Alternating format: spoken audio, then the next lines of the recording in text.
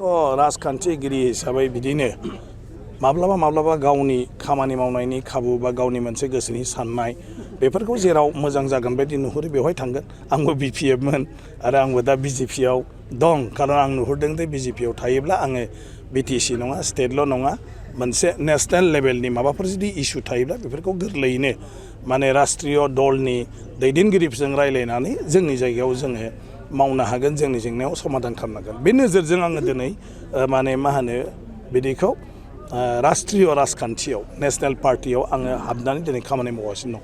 दा मानबेर चन्द्रन ब्रह्म बिथाङाबो निस्सय माबा मोनसे नुदों जे दिनैहाय बे सासे राजखान्थिगिरि, गतिके जिउआवथ' मा मावनो राजखान्थिखौनो खालामनांगोन।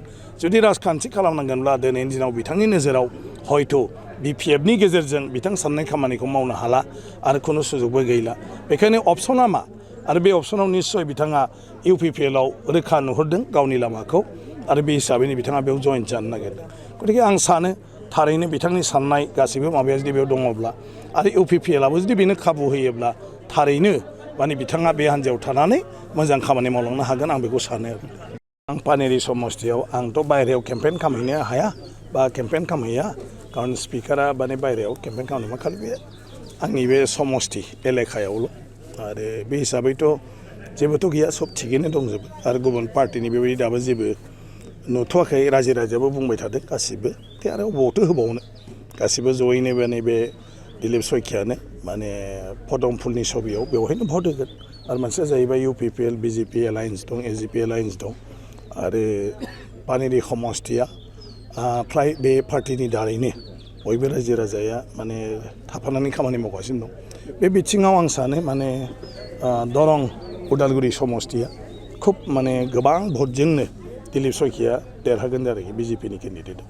बेरेखा दोलोआ गोबां गोहोम खोख्लैनायखौ जों नुनो मोनाखै माबोरै? बेरेखा दोलोआथ' फिसा मावथि दं माखासे जायफ्रा गोदो गोदायनिफ्राय माने हाग्रामा महिलारि बिथांजों थानानै मावबोदों आरो बिथांमोननि जिउआव हाग्रामा महिलारि बिथाङा गोबां सहाय खालामदों, मदद खालामदों। बे हिसाबै बेक्ति हिसाबै बिथांमोना हाग्रामा महिलारिजों जेब्लायबो गसंथादों आरो बे नेचारेल मानसिया जाय गावखौ अनो बिनि प्रति मोनसे सेम्पेथि थायो। गतिके बेफोरबायदि माखासे मानसिया मोनसे कर्तब्य हिसाबै बिपिएफआव थानानै खामानि मावगासिनो दं।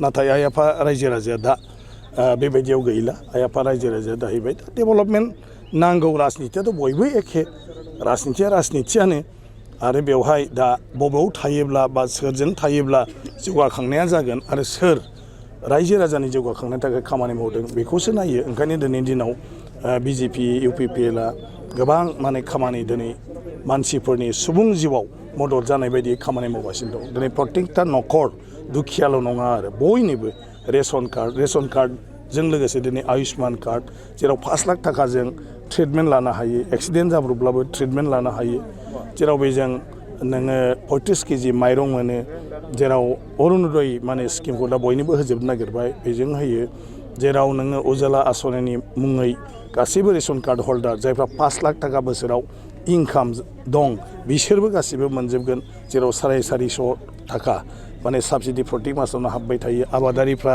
6000 करि प्रत्येक बोसोराव मोनगासिनो दं आनलिमिटेड बयबो। गतिके बयबो दिनै सरकारनिफ्राय लामा दालां स्कुल कलेज हस्पिटाल बिनि बादैबो बबावबा इरिगेसन सिस्टेम बेफोरनि बादैबो बेक्तिगत जिउआवनो सामफ्रामबोनि नांगौ रोखोमनि मददखौ मोनगासिनो दं। बेखौ नागारनानै बोरैहाय सोरबा अपोजिसन कंग्रेस एबा बिपिएफनो भट होनो, मानो होनो बिसोर मा होगोन? गतिके रायजोआथ' जेबो नुहुरा जे बिसोर जे माबा होगोन। बिसोरना स्टेटआवनो सरकार दं ना काउन्सिलावनो सरकार दं, बिटिसिआवबो सरकार गैया, स्टेटआवबो सरकार गैया आरो दिनै जेफोर आसनिखौ सरकारा होबाय थादों माने बिजेपि बा इउपिपिएल बा एजिपि सरकारा एनडिए सरकारा दिनैनि बेफोर आसनिखौथ' मालाबाबो होनो हाया। बरन्स बिसोरो बेखौ समाल'सना खालामदों जे बेबायदि स्किम होनो दरकार गैयामोन, थारमाने दानहैगोनसो बे स्किमखौ होननानै मानसिफ्रा गियोसो आरोखि उल्थायै। ओंखायनो गासिबो दा बे लिडारनिसो पार्टि जागासिनो दं। कंग्रेस आरो बिपिएफआ रायजो राजानि पार्टि जानानै गैथ'वा आरो आपातत'।